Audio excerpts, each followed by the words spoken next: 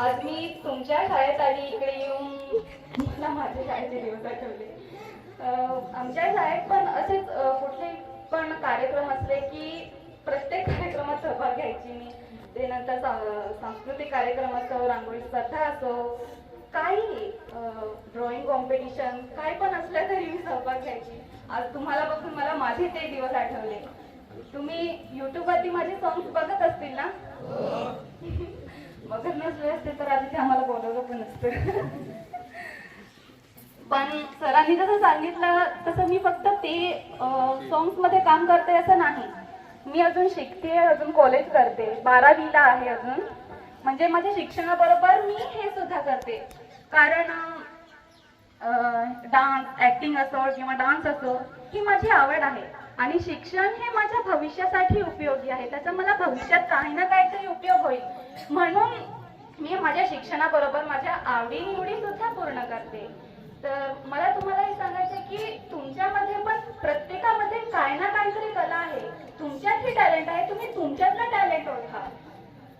म्हणजे कोणी विद्यार्थी अभ्यासात हुशार असेल तर कोणाला डान्स जमत असेल, कुणी सिंगिंग मध्ये चांगलं असेल, जसं आता दादांनी गाणं सांगितलं, कोणाला सिंगिंग जमत असेल, कोणी ड्रॉइंग करत असेल, कोणी खेळात चांगले असेल. आपल्याकडची ग्रामीण भागातील मुलं सहसा खेळात चांगली असतात. पण त्याच्याबरोबर शिक्षण ही महत्वाचं आहे.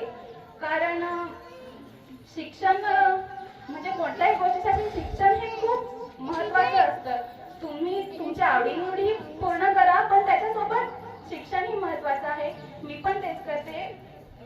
माझ्या आवडीनिवडी सोबत माझं शिक्षण सुद्धा पूर्ण करते. तुम्ही खूप अभ्यास करा, खूप पुढे जा आणि तुमच्या भविष्यासाठी खूप खूप शुभेच्छा. आणि पुन्हा एकदा थँक्यू, तुम्ही आम्हाला इथे बोलवलं. धन्यवाद. लगेच आपल्या ताईने आपल्याला खूप छान असं मार्गदर्शन केलेलं आहे. असं म्हणतात ना की we all have a natural talent.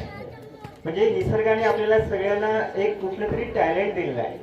पण ते टॅलेंट आपल्याला आयडेंटिफाय करता आलं की माझ्याकडे असं कुठलं टॅलेंट आहे.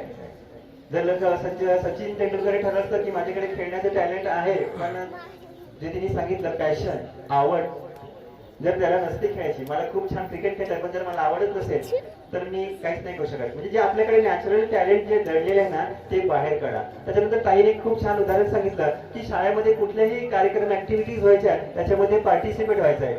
आपण असं करतो का सांगा बरं? करतो का असं?